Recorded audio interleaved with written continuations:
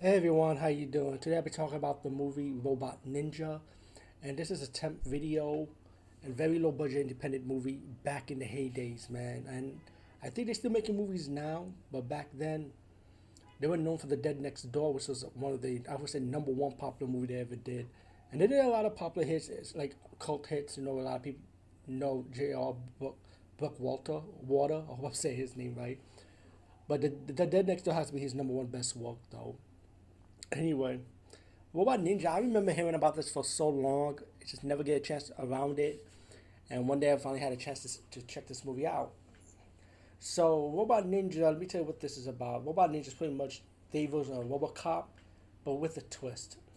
It's, like I said, it's low budget independent, so the camera work might not be for everybody, but if you're a fan of independent horror or independent cinema in general, then you probably would like this.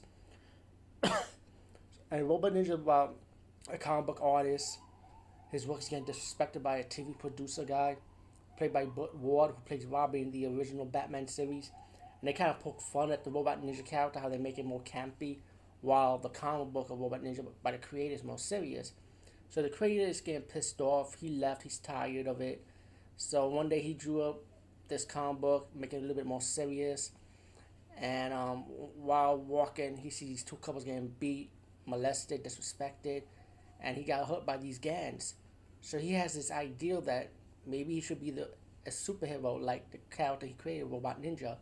So to help with this scientist guy who helps him out build a suit, he goes out find crime, and it's still an obstacle hit his way that it's not easy as it seems to be, in his imagination. So he start getting hurt, and that he would have to go back and go after the gang. But one of the gang members know who he is. They know where he's like, who created the suit pretty much, and that guy got killed. And then he has to go, pretty much go out and try to stop these gangs and get his revenge for getting beat. All in all, I mean, the acting wise, it's not bad for what this movie is. I mean, if you're a fan of it, you might like Robot Ninja. But to be honest, I was kind of turned off by the ending because it was like a pretty sad ending for the character. Even though they were like likable characters, the villains are villains that they play their part well. That the actors and actresses, the hero, I like the hero and I like the scientist guy too. But like I say, the ending I didn't like how it ended though, man. It was pretty sad though, and it kind of sucks though. But it's one of those type of movies. But the action when it comes to blood and gore with the makeup effects and stuff, it's pretty good, for what it is. But I do love the makeup effects, especially the zombie dream scene, which was really good. I thought the zombie makeup effects was great. Of course, this is a guy who created Dead Next Door, so of course I love the zombie makeup effects. It was really really good.